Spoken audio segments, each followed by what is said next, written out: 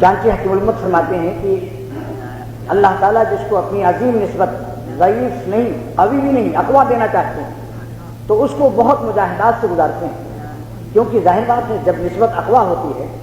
تو درد محبت کی خوشبو وہ چھپا نہیں سکتا۔ علامہ عبدالوہاب شعرانی الیواقیت والجواہر میں عربی میں ان کی تصنیف ہے، لکھتے ہیں کہ اگر کوئی صاحب نسبت باہر کا کمرہ چھوڑ کر دوسرا کمرہ چھوڑ کر تیسرے کمرے میں چھپ کے کہیں رو رہا ہو اور اللہ کی یاد درد بھرے دل سے کر رہا ہو تو اس کی خوشبو کو اللہ تعالیٰ عالم میں پھیلا دیتے ہیں۔ تو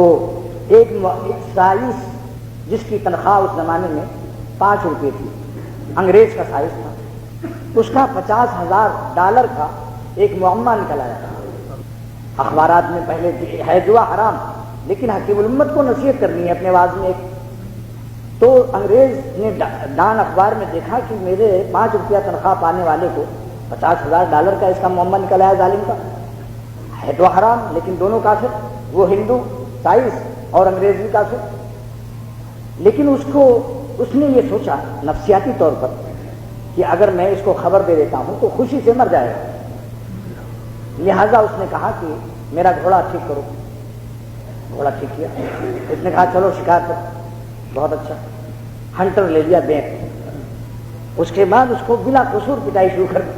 اب وہ بھاگا جا رہا ہے گھوڑے سے، اس کو دوڑا دوڑا کے پیٹ کر کے میلوں پیٹتا چلا گیا یہاں تک کہ وہ گر گیا، جب زخمی ہو کر گر گیا تو گھوڑے پر لادا، ہاسپٹل داخل کیا، پٹی کرائی، انجیکشن لگوایا، لیکن ہر کروٹ پر وہ ہائے کہتا تھا، اس طرف کروٹ لیا ہر طرف زخم، تب کان میں کہا کہ تیرا $50,000 کا معاملہ نکل آیا ہے، میرے ہاتھ میں ڈرافٹ آ گیا ہے اور جس وقت وہ اچھا ہو جائے گا تو اسے دے دوں گا۔ تو لوگوں نے اس سے پوچھا کہ یہ آپ نے کیا حرکت کی، خوشی کے پہلے اتنا غم کیوں دیا،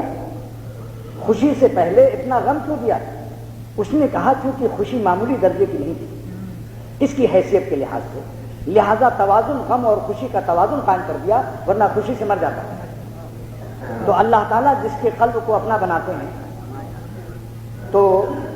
ہاتھی وان سے جب دوستی ہوتی ہے تو وہ تو ہاتھی پر چڑھ کر رہتا ہے، لہذا وہ دروازہ بھی بڑا بناتا ہے جس سے دوستی کرتا ہے۔ اگر وہ فقیر و مسکین ہے، کہتا ہے صاحب میرا دروازہ چھوٹا ہے، میں آپ سے دوستی کیسے کر سکتا ہوں، تو وہ ہاتھی وان کہتا ہے فکر مت کرو، جس خدا نے ہمیں ہاتھی دیا ہے اس نے ہمیں یہ حیثیت بھی دی ہے کہ میں جس سے دوستی کرتا ہوں اس کا دروازہ بھی بڑا بنا دیتا ہوں۔ حضرت حکیم الامت تھانوی نور اللہ مرقدہ فرماتے ہیں کہ ایک بھیک منگے نے ایک شاہی دروازے پر کہا اللہ کے نام پر 2 روٹی دے دے۔ رات کو پارلیمنٹ میں یہ مشورہ ہوا تھا، بادشاہ مر چکا تھا، کہ جو پہلا شخص شاہی دروازے پر آئے گا قلعے کے اس کو بادشاہ بنا دے۔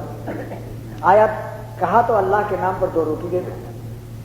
وزیروں نے سپاہیوں نے پکڑ کر کے غسل خانے میں نہلایا، شاہی لباس پہنا کر اور عدالت شاہی میں بیٹھا دیا کہ فیصلے کیجیے۔ اگر حکیم الامت نہ بیان فرماتے تو ہم اس کو بیان بھی نہ کرتے، لیکن اکابر جب بیان کرتے ہیں تو ہمت ہو جاتی ہے اور ثانوی سے بھی توقع ہو جاتی ہے وہ قبول کریں، بڑوں کی بات کا انکار مشکل ہوتا ہے، اگرچہ چھوٹوں کی زبان سے نکلے، لیکن نقل اقوال اکابر کی برکت سے یہ ہے کہ چھوٹوں کی بھی قدر بڑھ جاتی ہے۔ ٹوٹی کتنے ہی خراب ہو، لیکن اگر بڑے دریا کے پانی سے اس کا تعلق ہے تو اس ٹوٹی میں منہ لگاتے کسی کو شرم نہیں آتی، کیونکہ جانتا ہے کہ یہ دریائے ستلج یا دریائے راوی سے پانی آ رہا ہے۔ ٹوٹی تو چھوٹی ہے پینے والے کے مقابلے میں، لیکن وہ سمجھتا ہے کہ یہ واسطہ تو چھوٹا ہے مگر بہت بڑے دریا سے تعلق ہے۔ اس نے شاہی فیصلے صحیح کیے۔ جب عدالت شاہی ختم ہوئی تو 2 وزیروں کو بلایا اور کہا میرے بغل میں ایک تم ادھر ہاتھ لگاؤ، تم ادھر ہاتھ لگاؤ، اور مجھے آداب شاہی سے میرے گھر تک پہنچاؤ پریسیڈنٹ ہاؤس میں۔ تو وزیروں نے کہا کہ چونکہ یہ آداب روزانہ اس بڑے بادشاہ کے ساتھ ہوتے تھے مرحوم کا، تو ان وزیروں کو یہ حیرانی ہوئی کہ 7 پشت سے یہ فقیر ہے بھیک منگا، 7 پشت سے یہ آداب شاہی کیسے جان گیا ہے؟ یہ اس نے تو کبھی یہاں دیکھا بھی نہیں کہ وزیر ہاتھ لگاتے ہیں اور 2 طرف وزیر پکڑے ہوئے بادشاہ سلامت کو۔ تو کہا کہ حضور اگر آپ جان ہم لوگوں کی بخش دیں تو ہم آپ سے ایک سوال کرنا چاہتے ہیں، کیونکہ اب تو آپ بادشاہ ہو گئے، صبح تو ہم آپ کو ڈنڈے بھی مار سکتے تھے، جب آپ نے کہا اللہ کے نام پر 2 روٹی تو ہم 2 تماچا لگا کے بھگا دیتے، مگر چونکہ اب تو تسلیم کر دیا آپ کی سلطنت کو، بادشاہ ہیں، با اختیار ہو گئے، اب آپ جیسے کوئی گنہگار ولی اللہ ہو جائے، روغن کنجد روغن گل ہو جائے گناہ کی صحبت سے، تو مولانا رومی فرماتے ہیں کہ روغن گل روغن کنجد نہ ماند، اب تلی کا تیل گل جو ہے اب اس کو روغن کو تلی کا تیل مت کہو کہ تم پہلے تلی تھے. اب روغن گل کو اگر کوئی روغن کنجت کہے گا تو گستاخی کے عدالت توہین اس پر توہین کا دفعہ لازم آ جائے گا, وہ مقدمہ قائم کر سکتا ہے یوں اپنے تحمل سے اور عالی ضربی سے معاف کر دے اور بات ہے. لیکن مولانا نے تو نصیحت فرما دی کہ روغن گل جو ہے روغن کنجت نہ مان, آفتاب دید وہ جامد نہ مان. جب سورج دیکھ لیا برف نے اور وہ پانی ہو گیا, اب اس کو برف مت کرو. ایک برف نے سورج دیکھ لیا, خورشید کی شعاؤں کی مصاحبت اور اثرات سے وہ پانی ہو گیا, اب اس کو کوئی برف کہتا ہے؟ تو اولیاء اللہ کو ان کے ماضی کو مت دیکھو کہ یہ پتنگ اڑاتے تھے اور کیا ٹی وی دیکھتے تھے اور کیا کرتے تھے. بچپن کے ساتھیوں کو بھی اپنی نازاویہ نظر کو بدل لینا چاہیے اور یہ سوچنا چاہیے کہ آج یہ وہ لوگ ہیں, اس کا دام, اس کا نام, اس کا کام تینوں بدل گیا. تو اس نے کہا, اس بھیک منگے نے یہ جواب دیا جب وزیروں نے پوچھا کہ آداب شاہی آپ کو کس نے سکھائے؟ آپ تو 7 پشت کے بھیک منگے تھے, کہاں سے یہ سب فیصلے بھی صحیح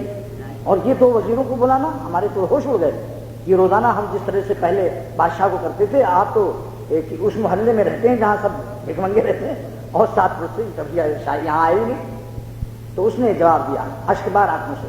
کہ جو خدا ایک بھیک منگے کو سلطنت دے سکتا ہے وہ آداب سلطنت بھی سکھا سکتا ہے. تو جو اللہ اپنے بندوں کو ولی بناتا ہے وہ آداب دوستی بھی سکھا دیتا ہے. خود بخود دل میں خیال آنے لگتے ہیں کہ یہ کرو یہ نہ کرو, اس طرح سے سانس لو, یہ سانس میری اللہ کی مرضی کے مطابق ہے تو شکر ادا کرتا ہے. جس سانس میں اس سے کوئی خطا ہوتی ہے تو ندامت سے اشکبار ہو کر کہتا ہے معاف کر دیجیے, کیونکہ یہ حیات کا یہ لمحہ میرا بندگی کا یہ منحوس اور نامبارک ہے جو آپ کی مرضی کے خلاف گزر گیا. استغفار سے اس کی تلاشی کر لیتا ہے.